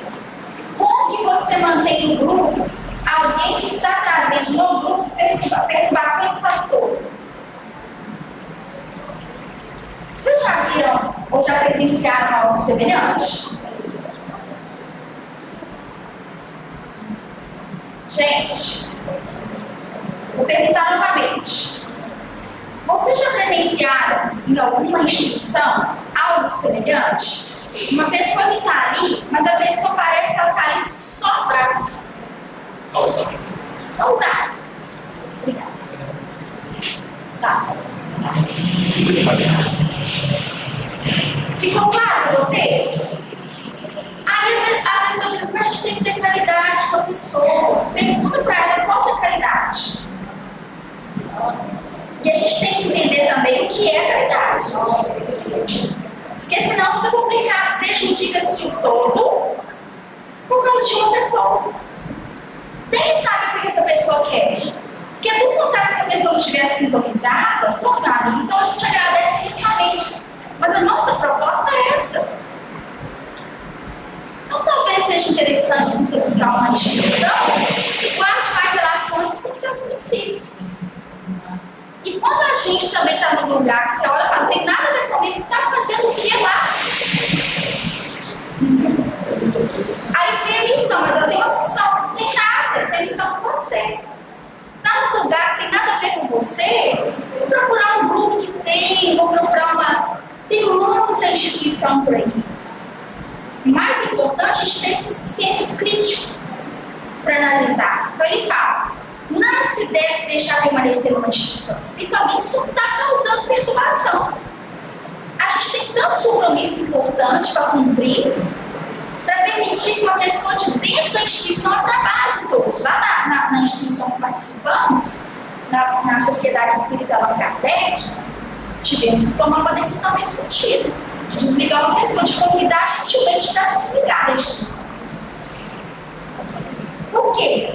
Porque não dá para você praticar um trabalho que é muito maior por alguém que não tem compromisso nem com ela, porque essa pessoa está causando prejuízos para ela. Ela está se comprometendo na trajetória. Imagina você impedir o trabalho de uma instituição espírita. O peso que isso é, espiritualmente falando. E aí ele fala assim, seja por espírito de hostilidade e de oposição sistemática. Eu não vou nem relembrar que não se deve entrar em questões que são temporais. As questões de ordem temporal não devem entrar para discussão de... vou parar às 11, né? Não devem entrar, as questões temporais não devem tomar parte das discussões da instituição espírita, que é de interesse, gente, só um minutinho, tá? A gente já está encerrando. Que é de interesse atemporal. O que eu quero dizer com isso? Política, partidarismo, ideologia, é lugar? Isso é coisa temporal. Na vida pessoal da gente, a gente pode ser o que a gente quiser. Nós somos seres livres. A lei de liberdade de consciência, de liberdade de pensar, é um direito. Então, na nossa vida pessoal, nós podemos ser quem a gente quiser. Dentro da instituição espírita, isso não tem o menor valor. Não faz o menor sentido você trazer uma discussão temporal, sendo que nosso objetivo é refletir sobre algo atemporal. Algo muito maior do que a gente. Então, abrir mão dessas questões. Não dá para ficar com hostilidade para fulana de direita, para Beltrana de direita. E daí? E daí? Aqui não é lugar para isso. Aqui é lugar para a gente olhar, como diz Paulo, prossigo para o alvo. Prossigo para o alvo. A gente tem que buscar atingir o nosso alvo, a nossa meta. Assim, seja por qualquer outra causa, e fazer assim que se perca o tempo com discussões inúteis. Outra coisa é reunião. Reunião 1, reunião 2, reunião 3, reunião 4. Passa o ano inteiro fazendo reunião. E o plano do trabalho, mano? Cadê o trabalho? Como é que o BC de Menezes falava? Quando a caridade é muito discutida, socorro chega tarde. Mas se encarnou de fome. E a pessoa está em reunião 24, reunião 25. Como diz isso, Humberto de Campos fala assim: a turma da boa conversa. Só conversa, trabalhar não. Tem que fazer as coisas ficarem mais práticas, né? Para finalizar aqui, ó, livro dos médios. A todos os seus associados ocorre o dever de recíproca benevolência e bem proceder. O que isso significa? A fraternidade que a gente põe o nome da placa tem que estar no meio de nós. Tarefeiro tem que cuidar de tarefeiro. Com amor, com carinho. Fulano, tô te achando hoje um pouco cabisbaixo. Então, você tá bem? Fulano sumiu. Não virar e falar assim: fulano deu bolo na gente. Não, fulano, você tá bem? Tô te ligando, não é pra te cobrar, não. Tô te ligando só pra saber se você está bem. Tô te ligando pra te cobrar, porque a pessoa fala: tudo bem que você faltou na tarefa? Tá tudo bem com você? Você tá bem? Você tá precisando de alguma coisa? Desencarnou o familiar do fulano. A gente tem o dever de ir, mas favor não. Dever, ir lá, fazer prece, estar junto com a pessoa. Porque se a gente não puder, gente, exercitar a caridade nem na hora da desencarnação, que hora que vai ser? Porque o ápice da dor é a desencarnação. familiar. Que hora vai ser? Fulano está doente, ninguém visita. Tem que ir à casa espírita, fazer uma rede de apoio, vamos lá aplicar um passe na pessoa, na casa dela. Vamos lá ver se a pessoa está bem, se está precisando de alguma coisa. Fulano às vezes está morando lá no barraquinho com dificuldade, né? Vamos fazer um movimento. Vamos levantar as paredes da casa da pessoa. É dever nosso cuidar uns dos outros. Porque senão a gente fica atendendo aquela pessoa que está lá. E às vezes aquele companheiro nosso de tarefa está numa luta, passando dificuldade, passando fome. Não vamos pensar que não acontece o que acontece. Às vezes a gente não fica sabendo. Mas se a gente criar um clima de fraternidade, gente, só mais um minutinho, tá? É que o pessoal está conversando e aí quem quer ouvir atrapalha, né? Só para a gente entender uma coisa. Se a gente não cria um clima onde a pessoa pode virar e falar, nossa, eu perdi o emprego, nossa, eu tô com isso, tô com aquilo.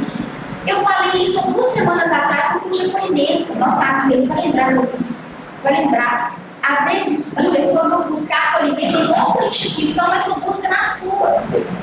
Porque fica constrangido, fala assim, a pessoa vai usar isso contra mim depois. E eu já vi pessoas usando mesmo.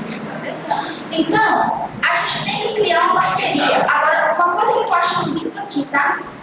É essa relação que vocês têm de ajuda, de apoio, de auxílio, de conexão e amizade. Isso tem que ter, gente. Mas a amizade real, a amizade sincera, a ponto da pessoa ter liberdade de contar coisas da vida dela. Porque sabe que ali não vai passar, sabe que não vai passar. Como diz a Elis Regina, né? É melhor andar sozinho do que ter testemunho de acusação. Tem gente que não conta nada e fala assim, depois essa pessoa vai usar isso contra mim. Agora, uma vez que a gente tiver fraternidade ali, exercida, vivenciada entre nós, as coisas vão ser muito mais fáceis. Então, a casa espírita, a instituição espírita, tem que ser um local com um clima profundo de fraternidade sincera. E a gente interno da SEAC, da Sociedade Espírita Acadêmica, tem um tópico lá que é assim, proibido fofoca. Isso é óbvio, não é óbvio. Nem fofoca nem maledicência, está escrito fofoca e maledicência. Lá, a gente fala assim, não falar da pessoa se ela estiver presente.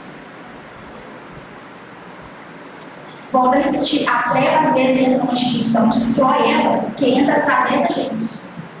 O personalismo que a Adele fala ali, a gente tem que estar com o olho no objetivo principal, que é, vamos fazer um trabalho bacana com o doutor espírita, divulgar o doutor espírita. Aquele planejamento ali, gente, se fizer tudo aquilo ali, vai ser uma maravilha. Eu tenho certeza que a Bahia, quando ganhar o movimento espírita, todo vai ganhar. E em contrapartida, as pessoas que são acolhidas também.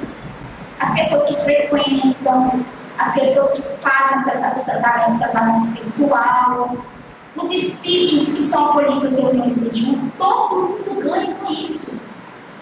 Então, isso é uma coisa bonita. Se eu fosse resumir toda a nossa conversa no dia de hoje, tem uma parábola do Evangelho que fala, que é a parábola da torre. Está em Lucas, capítulo, se eu não me engano, 14. Deixa eu conferir. Acho que é Lucas 14. Isso mesmo, parábola da torre. É parábola da torre ou a seca da previdência. O Evangelho fala com a gente o seguinte, olha, imagina você, quando você vai construir uma torre, ele não fala casa, não fala templo, ele fala torre. E não é à toa que Jesus utiliza essas metáforas. Porque se fosse casa, é outra coisa. A casa é o seu abrigo. Compreende? É o que te dá amparo, proteção, refazimento, descanso, proteção. Torre não. É o que te projeta para ti. O Evangelho é um vasto caminho ascensional, cuja finalidade da vida não atingiremos legitimamente sem a conhecimento e aplicação dos mínimos detalhes. Diz ao Senhor livre anúncio. Caminho ascensional. Aí Jesus fala assim, quando você for construir uma torre, você tem que parar e pensar assim, quando quanto que eu vou gastar para construir essa torre? Entenderam, né? A torre aqui te tira do lugar comum e te manda para, te joga para cima. Ok? Ele fala assim, se você não analisar quanto você precisa gastar antes, o que vai acontecer?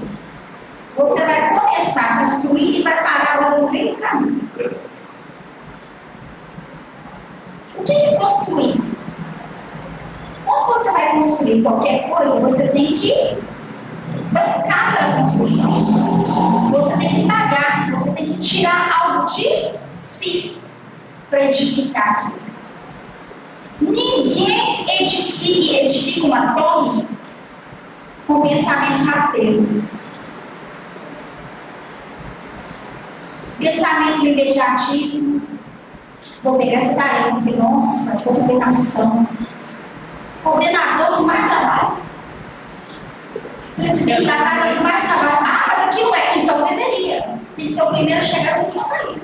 Porque isso não falta errado, porque só o sentar na janela. Isso aí é ilusão. Se for para sentar na janela, é ilusão.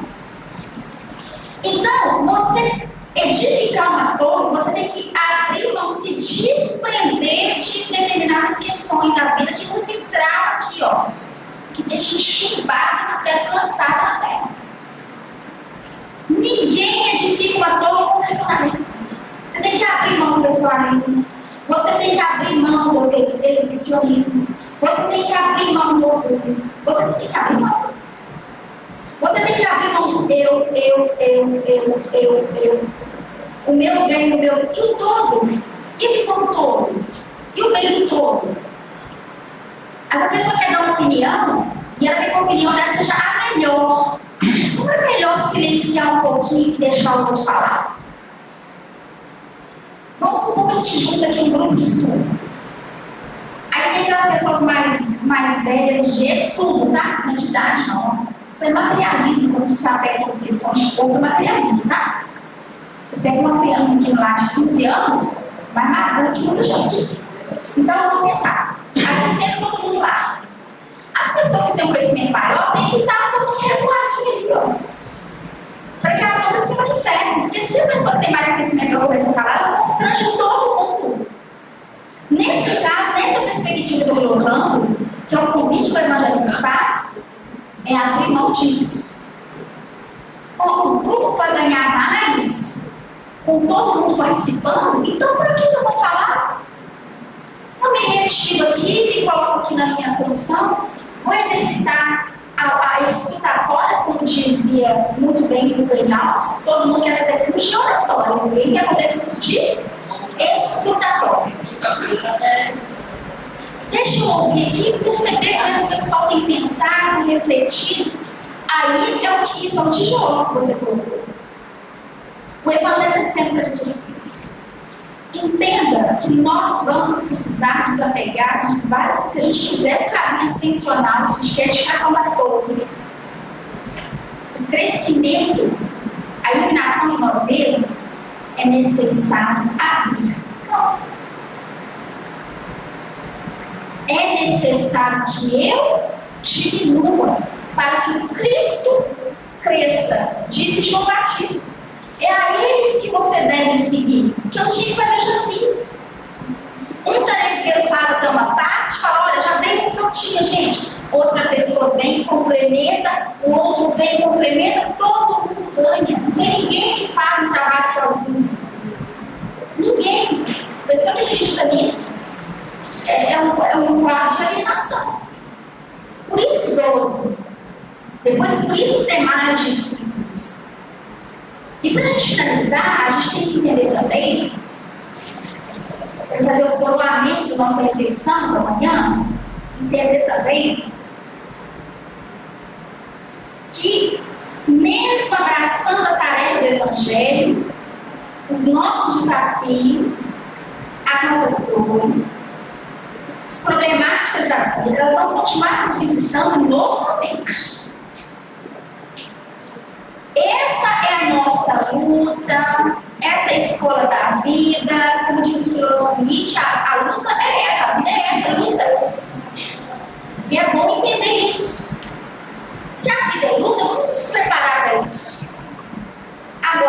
dá também para virar e falar: o meu sofrimento é o maior. E aí a pessoa abre mão de tudo para curtir a dor do sofrimento. Como dizia muito bem o Chico: minha irmã, vai, entra pro quarto, chora à vontade, depois você sai do quarto, lava o rosto, irmão, e vai atender a multidão que sofre. Porque não dá para a gente ficar curtindo o sofrimento achando que nós somos os seres mais sofridos. A nossa dor é a maior. Não é a nossa dor. Mas se a gente abrir mão de tudo, fica muito complicado. Porque se viver na dor com Jesus já é um desafio, sem Jesus, gente, não dá. E é comum, às vezes, o tarefeiro largar mão de tudo. Porque a vida apresentou um calvário de dores. Mas uma coisa que a gente tem que lembrar é o seguinte: ninguém sofreu mais do que Maria. Vocês entendem isso? Ninguém sofreu mais do que Maria. Ela teve a maturidade suficiente para se resignar, mesmo sofrendo, e confiar em Deus e confiar no Cristo. No livro Boa Nova, capítulo 30, o último capítulo do Boa Nova, fala que quando Maria estava prestes a desencarnar, já em idade avançada, criada por João Evangelista, ela começou a lembrar das dores de Jesus, da crucificação, e pensar: meu Deus, ela com saudade de Jesus, pensando assim: meu Deus, como que aconteceu isso tudo com ele? Um ser puro. E ela conheceu porque ela via o menino Jesus acolhendo as pessoas. Os peregrinos, ela não sabia que ele era um menino puro. E ela pensou: mas como tudo aquilo? Ela começou a relembrar. E ela fez um movimento inverso, da cruz até a manjedoura. E começou a relembrar que ia fazer parte do plano. E aí chega um mendigo, que sempre os sofredores buscaram Maria. Eu achei muito maravilhoso o Massacre que fez a oração cantada, que ele, na hora que ele começou a cantar, eu falei: olha como que é o planejamento, porque eu fiquei esses últimos 3 dias pensando qual seria a mensagem final. E a meu ver, a mensagem final é o exemplo de Maria. Vocês entendem? Quem é mãe aí e pai? Já pensaram em Maria? Mas não, ela não parou. A vida dela não acabou pela situação de Cristo, né? Ela continuou acolhendo os peregrinos, os sofredores, os mendigos. E nessa noite que ela estava prestes a desencarnar, ela recebeu a visita do mendigo. Foi exatamente na noite que ela estava relembrando os processos. E aí ela percebeu algo estranho, porque aquele mendigo lá, geralmente os mendigos que chegavam para solicitar o auxílio dela, pediam ajuda para ela. Ela começa a observar que aquele mendigo estava consolando ela no diálogo, acolhendo ela de uma forma muito amorosa. Ela pensa: nossa, geralmente as pessoas me buscam para eu consolar e eu estou sendo consolada por ele. E aí ele começa a falar das consolações. De repente, ela olha para as mãos dele. Quando ela olha para as mãos, ela vê as marcas. E aí, quando ela olha para as mãos e vê as marcas, ela olha também para os pés. E ela vê também a marca dos pés. E aí ela tem aquele impulso. Foi tocar em Jesus, onde a lança atravessou perto do coração. Atravessou e lá estava a ferida aberta. E aí ela viu que aquele mendigo era Jesus. Ela, em prantos, teve aquele movimento de se ajoelhar para beijar os pés de Jesus, mas ele não permite. Ele levanta ela e ele é que ajoelha nos pés dela e vira para ela e diz assim: minha mãe.